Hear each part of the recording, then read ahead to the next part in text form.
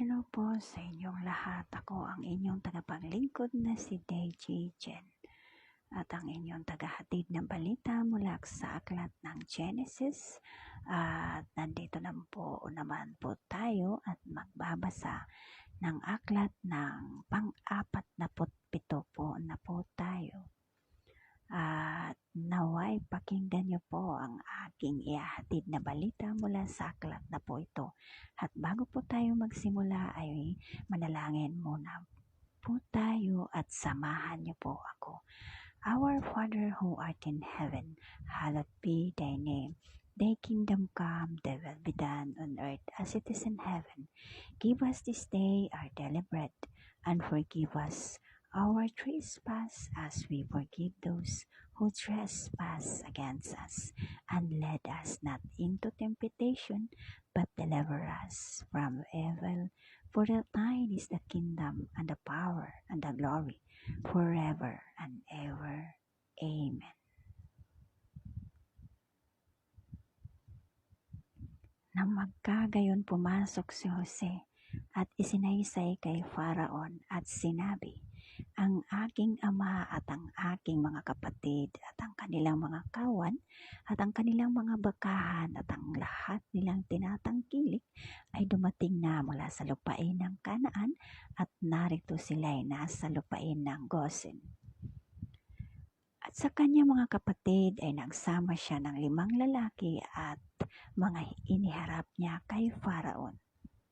At sinabi ni Faraon sa kanyang mga kapatid, ano ang inyong hanap buhay? At kanilang sinabi kay Faraon, ang iyong mga lingkod ay ang pastor na kami at gayon din ang aming mga magulang.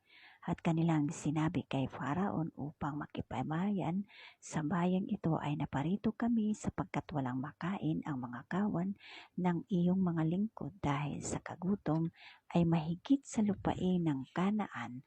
Ngayon nga ang sinasamo namin sa iyo na pinahintulutan mo na ang iyong mga lingkod ay tumahan sa lupain ng Gosen. At sinalita ni Faraon kay Jose na sinabi, ang iyong ama at ang iyong mga kapatid ay naparito sa iyo. At ang lupain ng Ehipto ay nasa harap mo. Sa pinakamabuti sa lupain ay ipatirahin mo ang iyong ama at ang iyong mga kapatid sa lupain ng Gosen. Patirahin mo sila at kung may nakilala kang mga patalinong lalaki, sa kanila ay pamamahalain mo sa aking hayop. At ipinasik ni Jose si Jacob na kanyang ama at itinayo niya sa harap ni Faraon at binasbasan ni Jacob si Faraon. At sinabi ni Faraon kay Jacob, ilan ang mga araw na mga taon ng iyong buhay? At sinabi ni Jacob kay Faraon, ang mga araw ng mga taon ng aking pagkikipamayan ay 130 taon, kaunti at masama ang naging araw ng mga taon ng aking buhay at hindi umabot sa mga araw na mga taon ng buhay ng aking magulang sa mga araw ng kanilang pagkikipamayan. At binasbasan ni Jacob si Faraon at umalis sa harapan ni Faraon. At itinatag ni Jose ang kanyang ama at ang kanyang mga kapatid at sila binigyan ng pag-aari sa lupain ng Ehipto na pinakamabuti sa lupain ng Ramesses gaya ng inutos ni Faraon. At ipinakain ni Jose ng tinapay ang kanyang ama at ang kanyang mga kapatid at ang buong sangbahayan ng kanyang ama ayon sa kanya-kanyang sambahayan. At walang tinapay sa buong lupain sapagkat ang kagutom ay totoong malala na anupat lupain ng Ehipto at ang lupain ng Kanaan ay naglulupaypay dahil sa kagutom. At itinipon ni Jose ang lahat ng salapi na nasumpungan sa lupain ng Ehipto at sa lupain ng Kanaan dahil sa trigong kanilang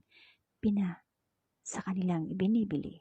At pinasok ni Jose ang salapi sa bahay ni Faraon. At nang salapi ay maubos na lahat ng lupain ng Ehipto at sa lupain ng Kanaan ay naparoon kay Jose ang lahat ng mga Ehipsyo at nagsabi, bigyan mo kami ng tinapay sapagkat bakit kami mamamatay sa iyong harap dahil ang aming salapi ay naubos. At sinabi ni Jose, ibigay ninyo ang inyong mga hayop at bibigyan ko kayo dahil sa inyong mga hayop kung naubos na ang salapi. At kanilang dinala ang kanilang mga hayop kay Jose at binigyan sila ni Jose ng tinapay na pinakapalit sa mga kabayo at sa mga kawan at sa mga bakahan at sa mga asno, at kanyang pinakain sila ng tinapay at pinakapalit sa kanilang lahat na hayop sa taong iyaon. At nang matapos ang taong yaon ay naparoon sila sa kanya ng 2 taon at kanilang sinabi sa kanya, hindi namin ililihim sa aming Panginoon na kung paanong aming salapi ay naubos at ang kawan ng hayop ay sa aking Panginoon wala nang naiiwan sa paningin ng aking Panginoon kundi ang aming katawan at ang aming mga lupa.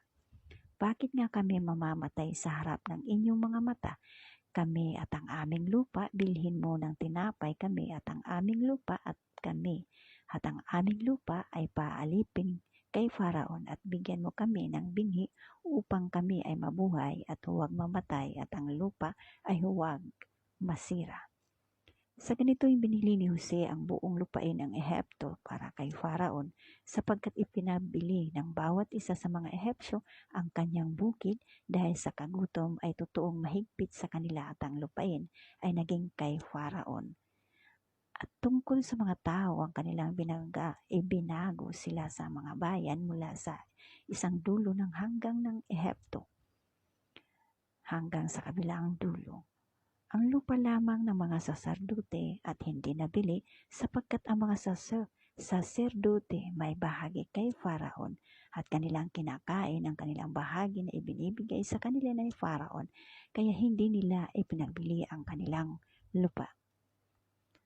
Nang magkagayon sinabi ni Jose sa bayan, narito, aking ibinili kayo ng araw na ito at ang inyong lupay para kay Faraon. Narito, ang ipinagbibinhi ninyo at ang inyong hahasikan ang lupa. At mangyayari sa pag-aani ang inyong ibibigay ang 5 bahagi kay Faraon at ang 4 na bahagi ay sa inyo sa binhi sa bukid at ang inyong pagkain at sa inyong mga kasambahay na pinapagkain sa inyong mga bata. At kanilang sinabi, yung iniligtas ang aming buhay, makasumpong nawa kami ng biyaya sa paningin ng aking Panginoon at kami ay maging mga alipin ni Faraon. At ginawang kautusan ni Jose sa lupain ng Ehipto sa araw na ito, mapapasa kay Faraon ang 5 bahagi liban lamang ang lupa ng mga saserdote na hindi naging kay Faraon. At si Israel ay tumahan sa lupain ng Ehipto, sa lupain ng Gosen at sila ay magkaroon ng pag-aari roon at pawang sagana at totoong dumami.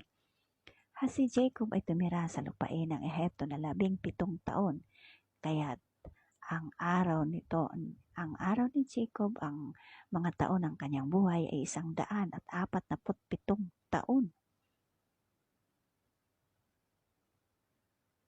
At ang panahon ay lumalapit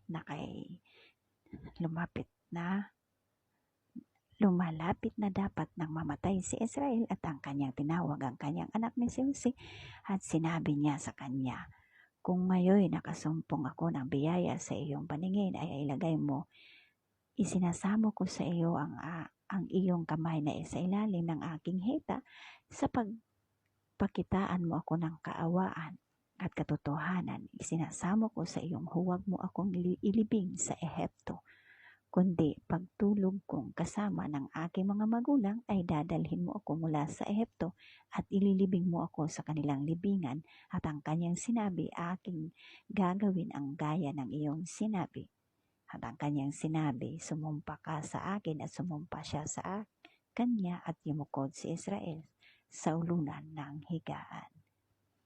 Yan po hanggang 31 po ang kabanata po na ito, 47 Genesis. Yan po ang sinasabi ng story po ito at naway po na unawaan niyo po ang mga sinasabing kwento na po to at pagpalain po kayo ng Panginoon. Magandang gabi po sa inyong lahat.